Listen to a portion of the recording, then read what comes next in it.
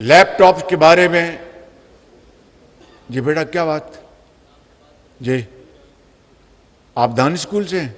دو بھائی مائک دو بیٹا، وہیں سے بات کر لیں بیٹا، مائک دے دو مائک۔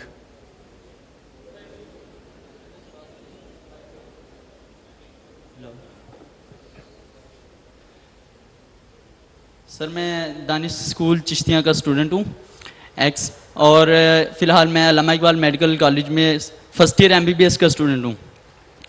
تو سر میں نے بات یہ کرنی تھی کہ اس وقت پرائم منسٹر لیپ ٹاپ اسکیم کے تحت آلموسٹ تمام یونیورسٹیز کو لیپ ٹاپ مل رہے ہیں، لیکن MBBS کے جتنے بھی میڈیکل کالجز ہیں کسی کو بھی اس والے سے اپروو نہیں کیا گیا اور نہ ہی ہم اپلائی کر سکتے۔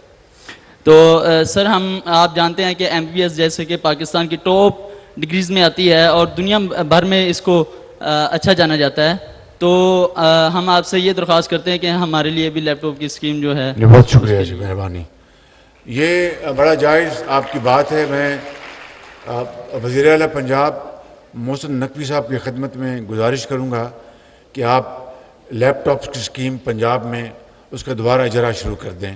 یہ آپ کی بہت بڑی کنٹریبیوشن ہوگی، بہت مہربانی۔ اور اسی بجٹ میں جو آپ کا 4 ماہ کا بجٹ ہے اس میں کوئی پروویژننگ کریں اور ان بچوں کو، اور صرف میرٹ پہ جس طرح ہم ماضی میں دیتے رہے، آپ کا رتبہ بلند ہوگا ان بچوں کو۔ دیکھیے کووڈ میں کیا ہوا، کووڈ میں جو مجھے یہ تانا ملتا تھا کہ میں بچوں کو لیپ ٹاپ رشوت کے طور پر دے رہا ہوں، کووڈ کے زمانے میں ان بچوں نے ان لیپ ٹاپ کے ذریعے اپنی تدریس جاری رکھی، تعلیم جاری رکھی، اور پھر آج لاکھوں بچے اس پاکستان کے اندر لیپ ٹاپ کے ذریعے فری لانسر بن گئے اور اپنا عزت کی، اپنا رزق حلال کما رہے ہیں اور دنیا میں اپنا وہ نام کما رہے ہیں۔ تو اس لیے میں وزیر اعلیٰ پنجاب سے گزارش کروں گا کہ مہربانی کر کے میں نے آپ کی سفارش ان کو پہنچا دی ہے، جائز آپ کی سفارش، انشاءاللہ وہ اس کے اوپر فی الفور ایک پلان بنائیں گے۔ میں واپس آتا ہوں اپنی بات کے اوپر کہ دیکھیں الزام تراشیاں،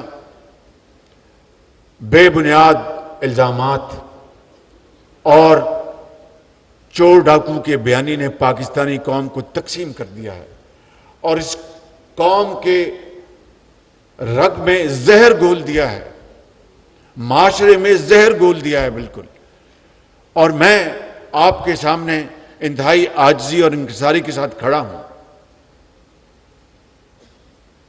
15 مہینے ہو گئے ہیں ہماری حکومت کو، بے پناہ مجھ میں کمزوریاں ہیں، میں اللہ تعالیٰ سے ایک خطا کار انسان کے طور پر ہر وقت اپنی غلطی کی اور گناہوں کی معافی مانگتا ہوں، جو کہ ہمیں حکم ہے اور یہی طریقہ ہے زندگی کا۔ میں آپ کو آج گواہ بنا کر کہتا ہوں کہ 15 ماہ میں سیلاب سے لے کر، مہنگائی سے لے کر، IMF سے لے کر، ملک کے اندر بدترین تقسیم کا مجھے سامنا کرنا پڑا۔ سوسائٹی میں اس طرح کی تقسیم میں نے پہلے کبھی نہیں دیکھی۔ ہر جگہ دنیا میں الیکشنز ہوتے ہیں، سیاست ہوتی ہے، جمہوریت ہے، لیکن الیکشن کے بعد بے شک وہ ایک دوسرے کو ناپسند کریں، لیکن جمہوریت اور اس طریقے سے وہ معاشرے میں وہ پاکستان کو آگے بڑھاتے ہیں۔ لیکن یہاں پر جو تقسیم ہے اس وقت، بدترین تقسیم معاشرے میں، اس نے پاکستان کی ترقی اور خوشحالی کو تباہ کر دیا ہے بالکل۔ آج میں پھر کہتا ہوں کہ آئیں چارٹر آف اکانومی کریں، آئیں چارٹر آف ڈیموکریسی کے لیے کام کریں، کیونکہ کوئی حکومت آئے اور جائے، معاشی پروگرام جس طرح دنیا کے بعض ممالک میں یہ طے ہے، امریکہ میں یہ طے ہے کہ کوئی حکومت امریکہ میں آئے یا جائے، وہاں پر ان کا ایک چارٹر ہے، اس کے اوپر وہ کوئی تبدیلی نہیں کرتے۔ ملک کی سالمیت، ملک کی ترقی، ملک کا معاشی پروگرام، ملک کی فارن پالیسی، اسی طریقے سے ہم پاکستان میں میں آج اس لیے یہ باتیں کر رہا ہوں کہ آپ اس ملک کا مستقبل ہیں۔ آپ نے انشاءاللہ یقیناً، مجھے اس میں کوئی ڈاؤٹ نہیں کہ آپ پاکستان کی جو تاریخ بدل دیں گے اپنی محنت اور لیاقت سے۔ دنیا میں پاکستان کو اس کا کھویا ہوا مقام آپ دلوائیں گے، مجھے اس میں کوئی شک نہیں، اور انشاءاللہ یہ ہو کے رہے گا۔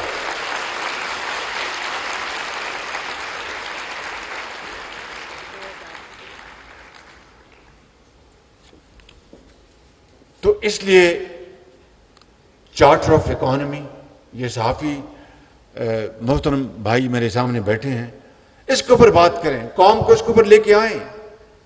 اب دیکھیے کہ میں جانتا ہوں کہ کس طرح آئی ایم ایف کے ساتھ ہم نے منتیں کر کے یہ پروگرام کیا ہے۔ لوگ کہتے تھے کہ بعض لوگ کہتے تھے جناب پاکستان آئی ایم ایف کا پروگرام نہ بھی ہوا تو پاکستان ڈیفالٹ نہیں کرے گا۔ خدا کرتا کہ ایسا نہ ہوتا، لیکن ڈیفالٹ اگر نہ بھی کرتا تو آئی ایم ایف کے پروگرام کے بغیر وہ ہماری ایک مجبوری بن گیا تھا۔ ہمارا ڈالر کے ساتھ روپے کا تعلق کیا ہوتا، روپیہ کہاں جا رہا ہوتا، ڈالر کہاں جا رہا ہوتا، اسٹاک ایکسچینج کہاں جا رہا ہوتا، اور تمام دنیا کے جو ملٹی لیٹرل جو فائنینشیل انسٹیٹیوشن ہیں انہوں نے اپنے دروازے ہم پہ بند کر دینے تھے۔ آلریڈی پہلے ہی جو امپورٹس ہماری ہیں انڈسٹری اور صنعت اور زراعت کے لیے، اس میں ہم نے اس کو کم کیا ہوتا تھا تاکہ ڈالر بچائیں۔ اگر آئی ایم ایف کے ساتھ پروگرام نہ ہوتا تو ہمیں امپورٹس اور کم کرنی پڑتی ڈالر بچانے کے لیے۔ اس سے پھر کیا ہوتا، صنعتوں کی چمنیوں سے دھواں نکلنا بند ہو جاتا، مزدور بے روزگار ہو جاتے، ہماری ایکسپورٹس پروڈکشن وہ زمین بوس ہو رہی ہوتی۔ ایک عجیب نیا ایک بحران پیدا ہونا تھا جس کا کوئی اندازہ نہیں کر سکتا۔ اور سب سے بڑھ کر مجیب الرحمان شامی نے قیامت تک مجھے کہنا تھا کہ شہباز شریف کے دور میں ڈیفالٹ ہوا۔ نیازی صاحب نے قیامت تک مجھے کہنا تھا کہ شہباز شریف کے دور میں ڈیفالٹ ہوا۔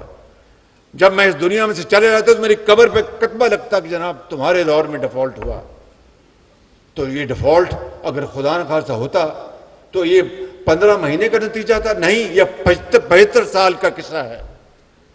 یہ 75 سال کا قصہ ہے جس میں پولیٹیکل اور ملٹری ڈکٹیٹرشپ سب نے اس میں حصہ ڈالا، اور اشرافیہ کا سب سے بڑی ذمہ داری اشرافیہ کی ہے۔ تو میں یہ کہنا چاہتا ہوں کہ آج ہمیں ہوش کے ناخن لینے چاہیے۔ اللہ تعالیٰ کا بے پایاں فضل و کرم ہے کہ آئی ایم ایف کا پروگرام ہو گیا، ڈیفالٹ کا خطرہ ختم ہو گیا، لیکن اب ہمیں، اور میں اس کو بریدنگ سپیس کہتا ہوں، بریدر ہے یہ، بریدر یعنی سانس لینے کا موقع ملا ہے۔ اب ہمیں اس کو کنورٹ کرنا ہے ایک بہت بڑی اپرچونٹی میں۔ وہ تبھی ہوگا کہ ایک ویژن کہ ہم نے اپنی صنعت کو کس طرح آگے لے کے جانا ہے، ہم نے اپنی زراعت کو کس طرح آگے لے کے جانا ہے، ہم نے ان ڈاکٹرز کو، اب دیکھیے اس قوم کی یہ عظیم بیٹی ایم فل کر لیا دانش اسکول اور پھر یونیورسٹی میں گئی، ایم فل کر لیے انگلش میں، جاب نہیں مل رہی اس کو۔ آج اگر یہ پروگرام نہ ہوتا تو نہ جانے زندگی کے اندھے تھپیڑے اس کا مقدر ہوتے۔